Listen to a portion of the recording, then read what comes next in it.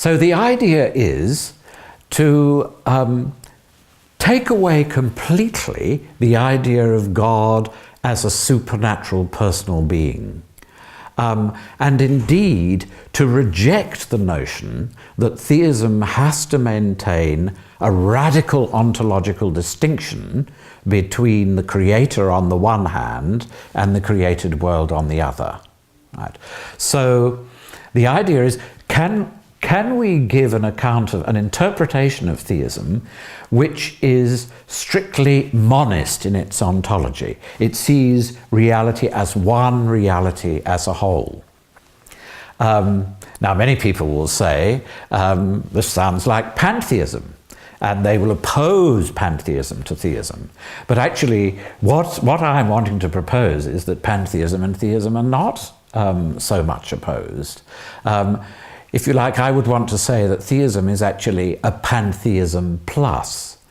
Because any pantheism will say that reality as a whole is a unity. It can be considered as a whole because, although it's very diverse, that diversity is united by some sort of principle of unity. And I think a pantheism that is also a theism, that sees the world as God's creation, right, is proposing as a principle of unity the idea that all that exists exists because it is inherently directed upon the supreme good as its ultimate purpose or end. So reality exists in order to achieve a good purpose. Now, of course, normally we'd be inclined to think if something exists for a purpose, then somebody must have created it for a purpose. But that's exactly the implication that I'm wanting to cancel. I'm wanting to say that actually, rather than sort of speculating about the universe having some kind of supernatural producer, the really important thing, perhaps from an existential and an ethical point of view for theism, is to recognize that what exists is purposive and to begin to understand what those purposes are, and that those purposes are supremely good.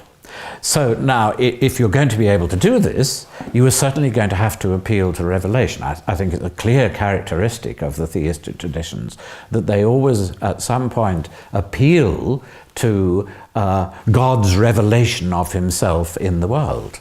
And for a Christian, we could say that we believe the supreme good, insofar as we can comprehend it, has been revealed to us by Jesus the Christ, in the love that he showed even in faithfulness unto death, and which, at the Last Supper before his death, he commanded to his disciples that they should show the same love to each other.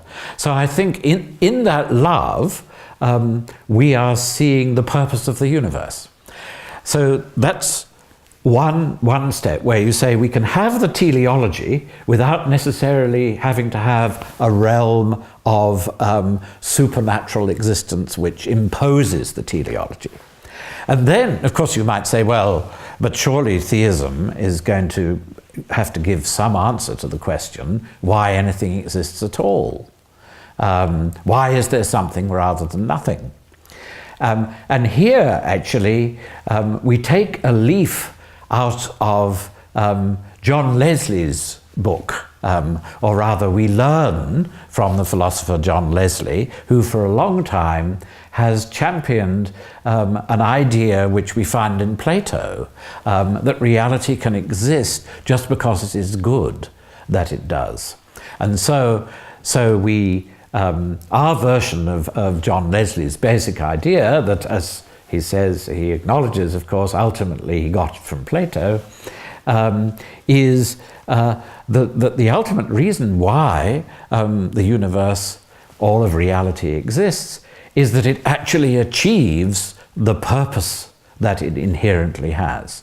Reality is, so a Christian theism would be basically saying something like this: everything exists because it produces love, which is the supreme good within it.